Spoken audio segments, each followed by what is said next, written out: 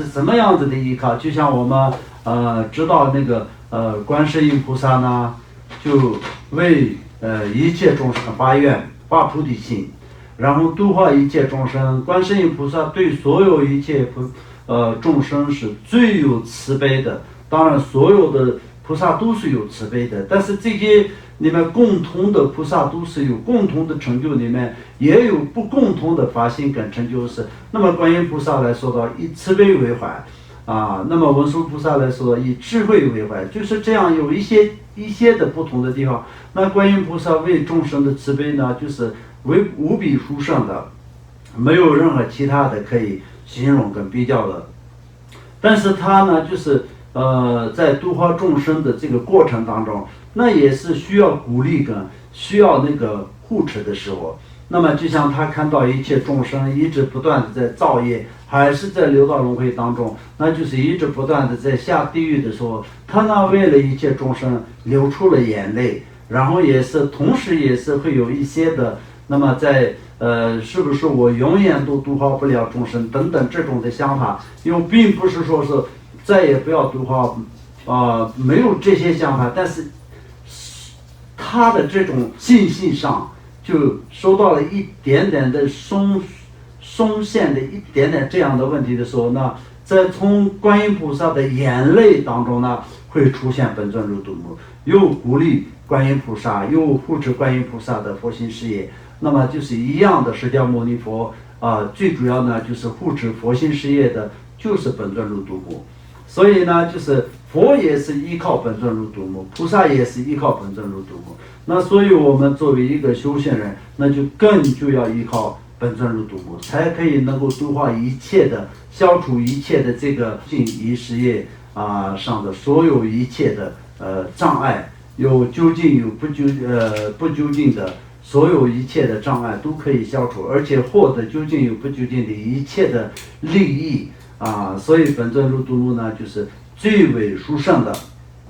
所以呢，我们今天要知道的就是前面的，我们就是有讲那个佛与佛子都是要依靠如度母，而他的功德是非常殊胜。我们就是为什么今天这里就是要赞美本尊如度母呢？当然就是要赞美本尊如度母。我们五等大师释迦牟尼佛以及观世音菩萨、文殊菩萨都要依靠本尊如度母。那本尊如度母有那么大的功德，我们为什么不赞美他呢？我们一定要礼赞他，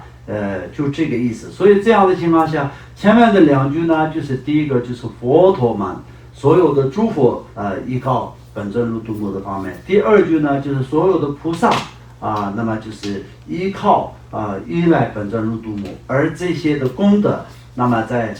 聚集在本尊如度母一个本尊的上面。所以呢，我们就一定要好好的就祈祷本尊如度母，依靠本尊如度母，好不好？好。那这样我们想一想，我们每个礼拜五有一次可以本尊如度母的共修，多么殊胜，是一个非常殊胜的机会嘛，对不对？对。我们人生无常所以就像我们一个团体也是当然是无常嘛。所以就是我们就是有这样的一个团体，跟有这样自己的身体也是能够可以能动能走，能可以参加共修的时候，是不是一定要非常的认真非常的重视，对不对啊？对。那我们就是每次在这边做那个供养摆贡品，这些都是一开始我们成立台湾祖亲大圆满佛学会的时候，做本尊如度母的共修的时候，每一个人进来的时候就自己手上拿一个法本，坐下来就是打开法本直接修，修完以后呢，就是法本收一收就可以回去了，也很方便，对不对？但是那个时候就没有坛城，然后也没有那么多的贡品，也没有那么多的重视贡品各个方面。那如果是后来慢慢有一些贡品，然后就是也是有供曼扎供那些八供等等的时候，也是没有那么多的要求对不对？对。很随便的，谁拿来什么东西供一供也可以，不供也可以。那现在来说的就好像就有点越来越麻烦贡品也要各种各样的比较多，然后供的时候要求也比较多，然后就这样就从实践的一个角度来说的，好像有点越来越麻烦的感觉嘛，对不对？但这说明什么？我们做的越来越好，弟子们修的越来越好，大家都对这个本尊入度母的信心越来越高，然后就是福报也越来越大，所以我们现在的公平都很圆满。那当然希望以后也是越来越好，越来越庄严。这就是我们每一个人的福报，每一个人的功德。所以呢，就是包括我们这边供一些各种各样的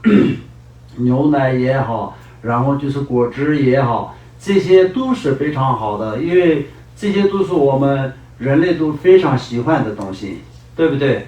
我们直接可以拿来喝的这些东西都可以供上去的，那是非常殊胜的。而且水果也是一样，那么水果这些都现在也是不便宜嘛，但是也是买来这样供上去的话，那就是一次性的供养，就是一个非常殊胜的功德。那花也好，然后香也好，灯也好，这些都是非常好的。那这些呢，就是自己的家里每个礼拜五要圆满这样的一半的话都没有办法嘛。很多人的家里就是很少人有，很少的家里有比较大一点的佛堂嘛，对不对？因为就是城市里面的很多人本身来说的话，也是住的那些空间都是有一些困难嘛。再加上在一个家庭里面要有一个独立型的一个佛堂，那么这个是更大的困难嘛，对不对？所以呢，我们就有一个大家一起的一个这样的空间跟佛堂，那么可以在供养，可以在做功德的话，那是一个非常殊胜的嘛，对不对？所以呢，大家一定要接下来也是要永远都一定要好好的修持本尊入度母到成佛之点，好不好？好。所以非常殊胜。好。Hãy subscribe cho kênh Ghiền Mì Gõ để không bỏ lỡ